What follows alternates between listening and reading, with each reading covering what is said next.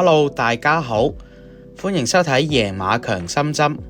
今日係5月19號，咁聽日5月20號會跑馬地 A 跑道嘅賽事，我哋照樣會俾翻2場精選貼士俾大家。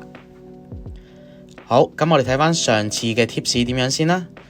上次貼第4場4號、8號、10號、11號、1號，結果跑11號、10號、8號、1號，全部入晒前4名噶。另一場係第9場貼7號、11號、12號、4號、1號，結果跑5號、13號、7號、4號。咁我哋貼士要跑咗3、4名，咁都希望可以幫到大家。如果幫到大家，麻煩幫手撳個訂閱。好，咁我哋睇下今次嘅貼士係邊2場。首先係第1場5班1000米，咁預計步速呢會係正常嘅。咁呢場馬會放頭嘅馬，我哋睇下係7號合金王啦。咁呢隻應該前速比較穩定嘅。另外仲會放頭有前速嘅馬，應該就係立德金啦。咁估計呢隻都會喺2搭嘅放頭跑啦。另外仲有前速嘅馬，應該係12號天火同德啦。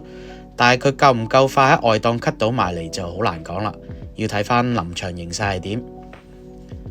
好，咁我哋揀馬。首先第一隻揀嘅馬係7號黃金盒。呢隻馬連續抽咗5次都外檔，但係佢都入到批同有獎金收嘅，前速穩定可靠嘅。睇翻神操啊，佢狀態都好穩定。今次排翻1檔未交代嘅馬，今場必定會搏嘅。第2隻要揀嘅馬係8號立德金。咁布文呢場呢有馬揀嘅，佢就唔騎3號嘅手進啦，揀翻呢隻立德金嚟騎。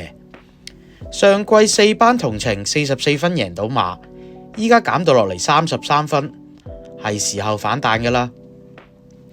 第3隻要揀嘅馬係1號英雄豪邁。咁呢隻馬呢有班底嘅，連續2季贏唔到，今次跑翻首本路程嘅1000米，轉過嚟跑馬地呢邊試下，咁可以搏佢有班底，殺晒噶有權。第4隻要揀嘅馬係11號太行美景。上次做全場最快末段追翻上嚟跑第4，咁貴咗同程 A 欄呢，佢都入過 Q 噶。呢隻馬唔可以睇少，一定要翻。另外最後一隻揀嘅係2號運籌帷幄。咁佢第一次落嚟5班跑嘅啫。今季沙田1000米佢曾經入過批嘅，咁搏佢有少少班利啦，轉場過嚟試下，可以搏下冷門噶。好，咁我哋重複一次呢場嘅心水。首先係7號合黃金盒，8號立德金，1號英雄豪邁，11號太行美景，同埋2號嘅運籌帷幄。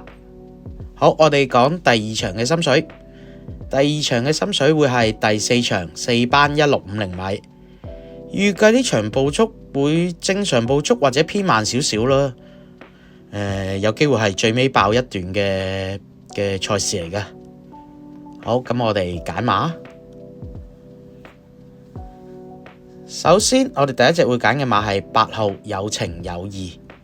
今次增程1650，隻馬呢就慢咗腳嘅。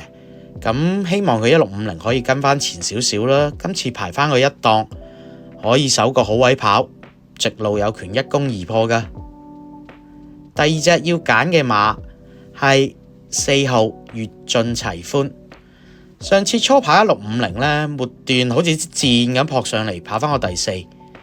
依家已經試準晒，咁隻馬睇翻神操狀態確實係勇銳，落腳亦都有力，有權一次過衝上嚟殺晒噶。第3隻要揀嘅馬係6號康昌之星。今次呢隻馬又換咗另外一個騎師，換咗布文上去。隻馬跑1650米呢，每次都會交翻一段強勁嘅衝刺俾你。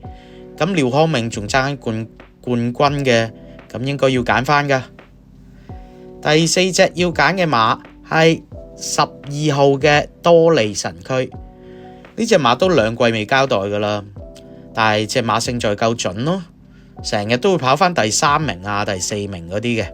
咁評分去到新低41分，呢場孭返個輕磅，有權反彈㗎。最後一隻要揀嘅馬係7號得意佳作。呢隻馬傳統嘅3班升降、3、4班升降機嚟㗎啦，3班就唔係好夠跑，但係4班又有啲微利嘅喎。跑1650亦都係佢嘅首本路程，雖然排12檔，但係仍然可以靠班底搭救嘅，拖埋啦。